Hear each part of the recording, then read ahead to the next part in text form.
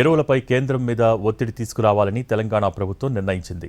ఖరీఫ్ సీజన్కు అవసరమైన యూరియా, ఇతర ఎరువుల కేటాయింపులపై ఎప్పటికప్పుడు కేంద్రానికి లేఖలు రాయాలని ముఖ్యమంత్రి రేవంత్ రెడ్డి అధికారులకు సూచించారు.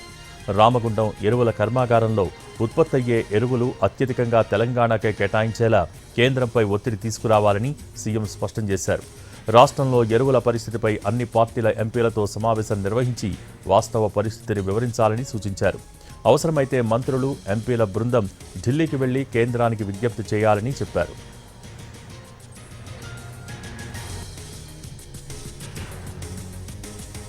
వ్యవసాయ శాఖపై సీఎం రేవంత్ రెడ్డి మంత్రులు, అధికారులతో కలిసి రివ్యూ చేశారు.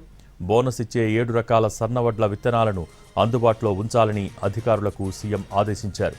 రైతు వేదికలో విత్తనాలు అందుబాటులో ఉంచాలన్నారు.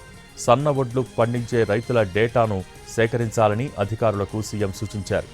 ధాన్యం దిగుబడిపైన వ్యవసాయ శాఖకు సంపూర్ణ అవగాహన ఉండాలన్నారు. సీడ్స్ నుంచి కొనుగోలు వరకు వ్యవసాయ శాఖ, సివిల్ సప్లైస్, అగ్రికల్చర్ యూనివర్సిటీ సమన్వయంతో పనిచేయాలన్నారు ముఖ్యమంత్రి.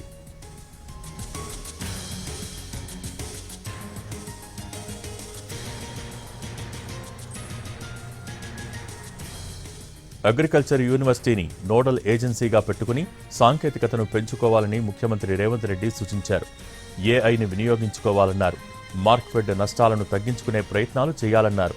అన్ని ఫెర్టిలైజర్కి యాప్ పెట్టాలని, యాప్ ద్వారా బుక్ చేసుకునే యూరియాను రైతు వేదిక ద్వారా పంపిణీ చేయాలన్నారు.